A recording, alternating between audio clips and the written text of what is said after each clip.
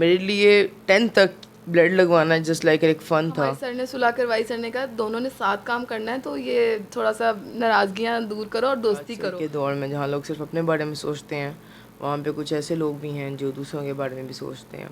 बिस्मिल्लाहिर्रहमानिर्रहीम। अस्सलाम वालेकुम नाज़रीन, अपने यूट्यूब चैनल के साथ मैं हूं आपकी मेज़बान साइमा शहजाद। नाज़रीन, आज मैं इस वक्त मौजूद हूं सुंदस फाउंडेशन में और हमारे साथ मौजूद हैं रमशा और अहमद। इनकी स्टोरी अब तक आपने सोशल मीडिया पर ज़रूर सुनी होगी, देखी भी होगी। बेसिकली ये दोनों जो हैं थैलेसीमिया जैसी तकलीफ़ दे बीमारी में मुब्तला हैं और इलाज की गर्ज से सुंदस फाउंडेशन में आते हैं और एक दूसरे को पसंद करने लगते हैं और आज निकाह जैसे खूबसूरत रिश्ते में भी बंध चुके हैं। इनसे जानते हैं कि किस तरह ये इस तकलीफ़ दे बीमारी से लड़ते हुए और इतनी तकलीफ़ को सहते हुए एक दूसरे के करीब हुए और कैसे इनका रिश्ता कायम हुआ और आज इन्होंने मोहब्बत की एक लाजवाल दास्तान कायम की है। आइए हम बात करते हैं अहमद और रिमशा से। अस्सलाम वालेकुम अहमद। वालेकुम अस्सलाम। अस्सलाम वालेकुम रमशा। वालेकुम अस्सलाम। अच्छा अहमद, आप बताइएगा आप दोनों यहाँ कब से आ रहे हैं और कितने अरसे से आ रहे हैं ब्लड लगवाने के लिए? मुझे काफ़ी साल हो गए यहाँ पे आते हुए और याद नहीं अभी कितने साल हो गए यहाँ पे आते हुए मुझे। बट ये है कि जब से ब्लड जो है वो लगना शुरू हुआ तब से ही मैक्सिमम यहाँ पे आ रहे हैं। और रमशा आप कब से आ रहे हैं? तकरीबन तब से जब से सुंदस बना है तब से आ रहे हैं। हमारे लिए तो सुंदस सेकंड होम बन गया है। यहीं पर ब्लड ट्रांसफ्यूजन होती है, तब से ही आ रहे हैं जब से बना है। ये बताइए कि कब से आपकी लव स्टोरी स्टार्ट हुई और एक दूसरे के साथ फर्स्ट इंटरेक्शन कब हुआ था? 2018 के अंदर लाइक मैं फ़र्स्ट टाइम इनको जो था उनसे बात हुई थी मेरी 2018 में। ये कोई प्ले कर रही थी तो उसमें इनको कास्ट चाहिए थी, तो उधर मैं ऑडिशन देने आया था। तो बस उधर से हमारी फ्रेंडशिप जो थी वो स्टार्ट हुई थी। पहल किसने की थी? पहले हम दोनों में से लाइक किसी ने भी नहीं की थी। जैसे हम लोग दोस्त थे बहुत अच्छे, लाइक बहुत अच्छे, यानी बहुत अच्छे दोस्त थे हम लोग। तो बस हमें भी नहीं पता था कि रमशा मुस्कुरा रही है, मैं उनसे पूछती हूँ। पहली मीटिंग में तो हम दोनों की लड़ाई हो गई थी, एटीट्यूड लेवल आ गया था बीच में। अहमद ऑडिशन देने आए थे, जब उन्होंने देखा कि ऑडिशन एक लड़की को देना और वो भी सेम एज को, तो अहमद ने कहा नो वे, मैं इसको नहीं दूंगा ऑडिशन। किस इनके फ्रेंड लेके आए थे, कहते मैं इसको ऑडिशन दूँ, मैं नहीं दूंगा। अब मैंने इनकी शक्ल देखी, मैंने भी वहाँ मैंने कहा मैं भी इनको नहीं लूँगी अब। अच्छा, आप दोनों की एज सेम है? क्या एज है? 24। ठीक है। उसके बाद क्या हुआ? उसके बाद फिर हमारी सर ने सुलह करवाई, सर ने कहा दोनों ने साथ काम करना है, तो ये थोड़ा सा नाराज़गियाँ दूर करो और दोस्ती करो। फिर वहाँ से हमारी फ्रेंडशिप स्टार्ट हुई। फिर वहाँ उसके बाद आगे आगे फ्रेंडशिप बढ़ती रही, कोई 3-4 महीने फ्रेंडशिप रही है हमारी। उसके बाद अहमद को कुछ पसंद आ गया था मुझ में। वो अहमद ही बेहतर। अहमद, क्या पसंद आया था रमशा में? इनकी सिंपलिसिटी बहुत पसंद आई थी कि ये बहुत एहसासगो हैं, तो वो चीज़ मुझे अट्रैक्ट की थी बेसिकली कि आजकल के दौर में जहाँ लोग सिर्फ अपने बारे में सोचते हैं, वहाँ पे कुछ ऐसे लोग भी हैं जो दूसरों के बारे में भी सोचते हैं। तो वो चीज़ इनकी मुझे पसंद आई थी। तो रमशा, आपको अहमद में क्या अच्छा लगा था? ज़रा सिंसियरली बताइएगा। अच्छा नहीं लगा था।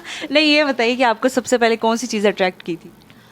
मुझे सबसे पहले ये चीज़ अट्रैक्ट की थी कि हम लोग सारे मतलब हल्ला गुल्ला कर रहे होते थे, प्रैक्टिस कर रहे होते, लेकिन अहमद नमाज़ पढ़ते थे अपने टाइम टू टाइम। तो मुझे वो अट्रैक्ट किया था कि यार ये बंदा बहुत है, मतलब अपनी नमाज़ों को लेके सिंसियर है कि मैंने उस टाइम पे पढ़नी है, चाहे कुछ भी हो, मैंने छोड़ के सब कुछ करना है। और दूसरा ये अट्रैक्ट किया था मुझे कि इस दौर में नॉर्मल अपने पेरेंट्स को छोड़ देते हैं, लेकिन अहमद अभी तक पेशेंट होने के बावजूद अहमद सोचते हैं कि नहीं, मैंने अपने पेरेंट्स के लिए हमेशा ऐसा कुछ करना है कि मैं उनके लिए एक अच्छा बेटा साबित हूँ और उनका बहुत ख्याल रखूँगा, मैं उनके साथ हमेशा रहूँगा। तो मुझे एक चीज़ ये अच्छी लगती थी कि यार ये एक अच्छी चीज़ है कि वो अभी से अपने पेरेंट्स के बारे में सोचते हैं इस तरह। अच्छा अहमद और रमशा, ये बताइएगा कि बीइंग अ थैलेसेमिक पेशेंट आपके लिए कितना मुश्किल था एक दूसरे को एक्सेप्ट करना और आपकी फैमिलीज़ के लिए कितना मुश्किल था एक दूसरे को एक्सेप्ट करना? इसके बाद मैं आपको बड़ी अच्छी चीज़ से बात बताता हूँ। वो ये है कि मेरी फैमिली ने कभी मुझे पेशेंट ना समझा है और ना ही समझने दी है। तो मेरी जो ग्रूमिंग हुई थी वो एक नॉर्मल बच्चे की तरह ही हुई थी। जैसे नॉर्मल बच्चे को जैसे माँ बाप मारते हैं, टीचर्स मारती हैं, बच्चे जो लड़ते फिरते हैं, तो मेरी वही ग्रूमिंग हुई थी। मेरे लिए 10th तक ब्लड लगवाना जस्ट लाइक एक फ़न था कि मुझे नहीं पता था, बस ये पता था कि मैं थैलेसीमिया है, बट मुझे इतनी डेप्थ में नहीं पता था कि थैलेसीमिया होता क्या है। जब मैं फ़र्स्ट ईयर में आया, जब मैं कॉलेज गया था, तो उधर जाके मुझे कुछ चीज़ें जो थी मुझे अपने बारे में पता चली थी कि that something which isolate me from them. तब जाके एहसास हुआ था। लेकिन जब हम लोगों ने एक दूसरे के बारे में सोचा, जब हमें पसंद आए एक दूसरे को कुछ चीज़ें, जो हमारे फ्रेंड्स ने हमारे आपस में एक जो था बताना शुरू किया, तो हम दोनों ने, स्पेशली मैंने एक चीज़ सोची थी कि यार इसका दर्द और मेरा दर्द बिल्कुल सेम है, ये मुझे ज़्यादा अच्छे तरीके से समझ सकती है बनस्बत एक नॉर्मल लड़की के, क्योंकि इसको सारा पता है मेरे बारे में, मुझे कब मेडिसिन देनी है, कब मुझे ब्लड लगना है, तो ये कभी इरिटेट नहीं होगी इन चीज़ों से। तो हम लोगों ने इसीलिए एक दूसरे को जो था ना, मैंने इसीलिए इस चीज़ को जो था वो कहा था कि चलो ठीक है हम लोग आपस में ही कर लेते हैं। और रमशा, आपकी फैमिली का क्या रिएक्शन था या उन्होंने इस बारे में क्या रिस्पॉन्स दिया? आजकल के जो पेरेंट्स हैं ना, वो बच्चों को छू छू का मुरब्बा बना के रखा हुआ है थैलेसेमिक पेशेंट्स को, कि ये नहीं करना वो नहीं करना, उठेंगे तो इनकी सांस फूलेगी, चक्कर आएंगे। हमारे पेरेंट्स ने ऐसा कुछ नहीं किया। हमारे पेरेंट्स ने हमें बिल्कुल नॉर्मल ट्रीट किया। उन्होंने कहा आप में कुछ भी नहीं है। और मैं भी अहमद की तरह ही, मुझे तो मतलब कि 16 साल तक ऐसा लगता था कि कल हमारी पार्टी है। मेरे एक भाई भी थे थैलेसेमिक मेजर, तो उनको पहले मुझसे लगना शुरू हुआ ब्लड, और उनकी डिज़ीज़ ज़्यादा थी मुझसे। वो मेजर थे, मैं इंटरमीडिएट थी। तो जब हमारा ब्लड का दिन होता था, उस दिन हमें होता था कि सुबह पार्टी है, अबू हमें ये खिलाएंगे, अबू हमें वो खिलाएंगे। ये होता ही नहीं था कि ब्लड लगने जा रहे हैं, बस ये होता था कि ये खाना है वो खाना है बस। उस दिन से हमारा ब्लड होता था, उस दिन हमारी फरमाइशों की लिस्ट जो थी एक दिन पहले तैयार हो जाती थी कि अच्छा अभी कल लंबी ब्लड लिस्ट है। तैयार होती थी हमारी। तो यही एक चीज़ थी कि हमारे पेरेंट्स ने हमें नॉर्मल ट्रीट किया और हमेशा हमें फ्रीडम दी कि आप लोगों ने बिल्कुल अपनी लाइफ को ऐसे जीना है कि आप में कोई कमी नहीं है। और ये जो हमारा रिश्ते में जो प्रॉब्लम का आप कह रही हैं, वो हमें कोई फेस नहीं करनी पड़ी। वो इसलिए क्योंकि कुछ लड़कियों की शादी नॉर्मल में हुई हुई है, तो मेरे पेरेंट्स वो चीज़ देख चुके थे कि नॉर्मल में करने का कोई वो फ़ायदा नहीं है। क्योंकि हम लोगों को लगता है सिर्फ ब्लड लगवाना है, यही थैलेसीमिया में है, ब्लड लगवाया घर चले गए, ये ख़त्म हो गया। इतना नहीं है थैलेसीमिया। हमारा ब्लड लग लग के आयरन फुलाद बहुत ज़्यादा बढ़ जाता है। नॉर्मल लोगों में 300 होता है, हमारे अंदर बढ़ बढ़कर 8000, 7000, 10,000 पे चला जाता है, जो कि ऑर्गन्स ख़राब करता है, बढ़ जाता है, बोन्स स्लो कर देता है, हाइट रोक देता है, मुंह के वो ख़राब होना शुरू होते हैं, नक्शा ख़राब होने लगता है, दांत बढ़ने लगते हैं, बोन्स को डी शेप करना शुरू हो जाता है। फिर वो आयरन, ब्लड लगने से डेथ नहीं होती थैलेसीमिया की, आयरन ज़्यादा होने से होती है, क्योंकि वो हार्ट के ऊपर आ जाता है तो हार्ट एक्स्ट्रा लार्ज होना शुरू हो जाता है और फिर वो हार्ट फेलियर हो जाता है, हार्ट अटैक होने के चांसेस होते हैं किसी भी टाइम। क्योंकि वो फिर ये चीज़ें होती हैं, उसके लिए जो हम ट्रीटमेंट लेते हैं वो होती है मेडिसिन होती है, और फिर एक पंप होता है मशीन, उसमें इंजेक्शन डालकर पेट में लगाया जाता है। वो डोज के हिसाब से, 12 या 14 डोज के हिसाब से किसी को 12 घंटे लगते हैं, जिनके कम इंजेक्शंस होते हैं। अब मेरे और अहमद के 5 से 6 हैं, तो हमें 20-20 घंटे वो मशीन लगी रहती है। और उसके साथ ही हम कॉलेज जाते थे, उसके साथ ही हम यूनिवर्सिटीज़ जाते थे, स्पोर्ट्स में करता था, सब चीज़ें उसके साथ ही की हैं। तो हमारे पेरेंट्स ने ये नहीं कहा कि ये लगा हुआ है तो आप आराम करोगे, हमारे पेरेंट्स ने कहा सब कुछ करोगे उसके साथ। तो आजकल के पेरेंट्स क्या करते हैं, उसको लगाकर बच्चे को बेड से हिलने ही नहीं देते। तो ये सब कुछ देखते हुए मेरे पेरेंट्स ने कहा कि अगर आपकी नॉर्मल में करते हैं तो वो ये सारी चीज़ें अंडरस्टैंड नहीं करेंगे। वो कहेंगे ये तो हर वक्त बीमार रहती है, हर वक्त मेडिसिन खाती रहती है, और ऐसा हो रहा है, जो जिनकी नॉर्मल में हुई है उनके साथ ऐसा हो रहा है। और फिर आता है बेबी का इशू कि अगर बेबी उनका अल्लाह ताला की तरफ से नहीं है, हालांकि नॉर्मल में होने से होता है बेबी, लेकिन अल्लाह ताला की तरफ से नहीं है, तो वो नुक्स उन्होंने उसमें ही निकालना है क्योंकि वो पेशेंट है। तो हम लोगों ने, इसलिए मेरे पेरेंट्स ने कहा कि भाई हम आपकी पेशेंट से कर देंगे अगर कोई ऐसा रिश्ता आया तो। और वो फिर अहमद की फैमिली जब रिश्ता लेकर गई तो मेरी फैमिली का बिल्कुल नॉर्मल रिएक्शन था कि ओके हमने करनी है।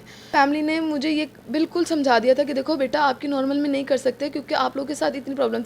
जिस दिन हमें ब्लड लगता है ना, सिर्फ ब्लड लगवा के हम लोग घर जाते हैं, उस दिन हमें इतनी चिड़चिड़ाहट हो रही होती है क्योंकि एक दूसरी बॉडी का ब्लड हमारे अंदर होता है। हमारे अंदर तो इम्यूनिटी बिल्कुल लो होती है, वो स्ट्रॉन्ग ब्लड होता है। तो जब वो हमारे अंदर होता है तो हमें घर जाकर कभी कभी फ़ीवर हो जाता है और कुछ करने का दिल नहीं चाह रहा होता, गुस्सा आ रहा होता हर चीज़ पे, तो वो नॉर्मल लोग अंडरस्टैंड नहीं कर सकते इस चीज़ को। तो ये एक बेसिक पॉइंट था कि मेरी फैमिली को था कि अहमद एक जैसे हैं हम, तो अहमद अंडरस्टैंड करेंगे, और अहमद अंडरस्टैंड करते हैं।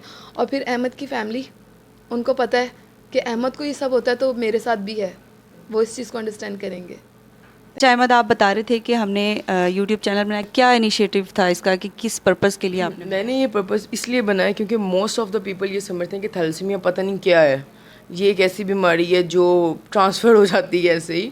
तो बिल्कुल ऐसी नहीं है, ऐसी बात नहीं है। और जो लोग ये समझते थैलेसीमिया कुछ कर नहीं सकते, तो वो बेसिकली हमारा जो व्लॉग चैनल है या जो भी आप उसको कह दें, उसमें हम लोग सारा बताना चाहते हैं कि हम थैलेसीमिक होने के बावजूद भी अपनी लाइफ के हर इवेंट को, हर काम को कैसे सर अंजाम देते हैं, और हम लोग हर चीज़ करते हैं जो कि एक नॉर्मल लोग करते हैं।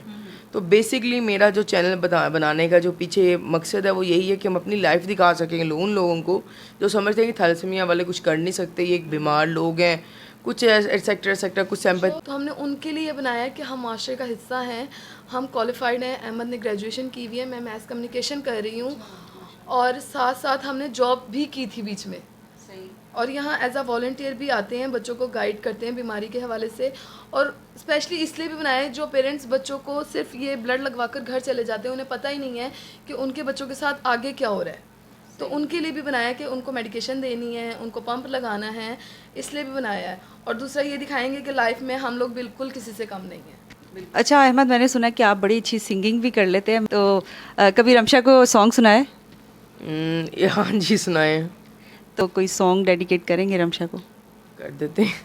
तुमसे मिल के ऐसा लगा, तुमसे मिल के अरमा हुए पूरे दिल के, ए मेरी जाने वफा, तेरी मेरी मेरी तेरी एक जान है, साथ तेरे रहेंगे सदा, तुमसे न होंगे जुदा, तुमसे मिल के ऐसा लगा, तुमसे मिल के। अच्छा अहमद, लास्ट में मैं आपसे ये क्वेश्चन करूँगी कि आप जो देखने वाले हमारे नाजरीन हैं उनको कोई अच्छा सा मैसेज कन्वे करना चाहेंगे, क्या कहना चाहेंगे आप और रिमशा दोनों? मैं देखने वाले जितने भी लोग हैं उनको यही पैगाम देना चाहूँगा कि थैलेसीमिया कोई ऐसी बीमारी नहीं है जिससे आप डरें या फील करें कि ये दूसरे लोग हैं या इनसे ये छूने से फैलते हैं, कुछ इस तरह का। ये लोग बिल्कुल नॉर्मल होते हैं अगर ये ट्रीटमेंट अपना अच्छा लेके चलते हैं। तो मैं नहीं समझता कोई ऐसा काम है जो ये नहीं कर सकते। मेरी बेसिकली गवर्नमेंट से ये अपील है कि हम जैसे थैलेसीमिक के लिए वो जॉब्स ऑफ़र करें, क्योंकि हम लोग ग्रेजुएट हैं, हमें से काफ़ी लोग ऐसे हैं मास्टर करके सिर्फ घर में बैठे हुए हैं इसी वजह से, क्योंकि उनके गवर्नमेंट में जॉब नहीं मिलती, वो भी इस वजह से क्योंकि वो थैलेसीमिक पेशेंट हैं। तो हमारे डिसेबिलिटी कार्ड बन गए, हमारे हेल्थ कार्ड बन गए जिनका हमें कोई फ़ायदा नहीं है। तो मेरी गवर्नमेंट से ही रिक्वेस्ट है कि काइंडली हम जैसे जो पेशेंट हैं उनके लिए जॉब्स ऑफ़र की जाए, और जो हमारा हेल्थ कार्ड है उसको बेसिकली हमारी यूटिलाइज़ के लिए अवेल किया जाए। Thank you. आवाम से, जो सेहतमंद लोग हैं, उनसे ये रिक्वेस्ट करूँगी कि जैसे आप में से काफ़ी लोग हमें ब्लड डोनेट करने आते हैं, और जो लोग नहीं आते वो भी आएँ, क्योंकि यार आप लोगों का ब्लड तो 3 मंथ्स बाद ज़ाया हो जाता है। ये कुदरत का निज़ाम है कि वो 3 मंथ बाद आपका वेस्ट हो जाता है। तो वो आप डोनेट कर देंगे तो 3 ज़िंदगियाँ बचा लेंगे। एक ब्लड से 3 ज़िंदगियाँ बचती हैं। तो आप ब्लड डोनेट किया करें, और जो साहिब हैसियत हैं वो आकर डोनेशन दिया करें हम जैसे बच्चों के लिए। आप हम जैसे बच्चों की मदद किया करें। अल्लाह ताला ने फरमाया है हम लोगों के लिए कि आप लोग हाथ बढ़ाओ, मेरे बंदे दुनिया में मौजूद हैं आप लोगों का हाथ थामने के लिए। तो हम सब हाथ बढ़ा के खड़े हैं, आप लोग हमारा हाथ थामिए। और दूसरा ये कि जो सेहतमंद लोग हैं उनसे एक रिक्वेस्ट है कि एक छोटी सी नीडल से मत डरा करें। एक थैलेसीमिया इलेक्ट्रोफिसिस का टेस्ट करवाया करें, ताकि हम जैसे मज़ीद बच्चे दुनिया में ना आए। हम लोग अपने दर्द को, आप लोग हमारे दर्द को महसूस नहीं कर सकते, हम लोग अपने दर्द को अपनी मुस्कुराहट से छुपा ज़रूर लेते हैं, लेकिन जो और मज़ीद छोटे बच्चे आएंगे वो तो बयान भी नहीं कर सकते अपने दर्द को। तो आपसे रिक्वेस्ट है कि एक छोटा सा टेस्ट करवा लिया करें शादी से पहले, इलेक्ट्रोफिसिस का, थैलेसीमिया इलेक्ट्रोफिसिस का। थैंक यू जी नाज़रीन, रमशा और अहमद से हमने बात की आज और बहुत अच्छा लगा। ये दोनों ना सिर्फ हमारे लिए मिसाल हैं बल्कि एक रोल मॉडल हैं दोनों। तो उम्मीद करती हूँ कि आपको आज की वीडियो अच्छी लगी होगी और इनको देखकर भी अच्छा लगा होगा। इसी के साथ अपनी मेज़बान साइमा शहज़ाद को इजाज़त दीजिए, फिर मिलेंगे नेक्स्ट वीडियो में। तब तक के लिए अपना ख्याल रखिएगा। अल्लाह हाफ़िज़।